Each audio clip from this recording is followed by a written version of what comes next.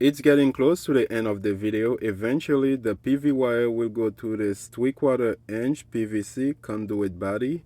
For now, it is temporarily connected to the primary inverter. Once the secondary inverter is up and running, I will connect those two PV wires to it.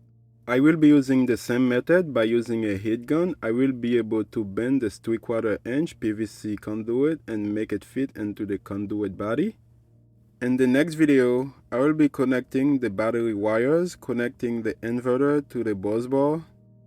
I will follow by installing the AC wires, connecting the inverter to the sub panel. Hopefully this video was useful to somebody out there. If you like this video, you might also enjoy the recommended video. Thank you for watching.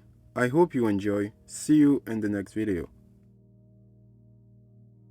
When installing the battery wires, you have the option of using those rubber bushing, but I prefer those conduit bushing instead because they are a lot sturdier.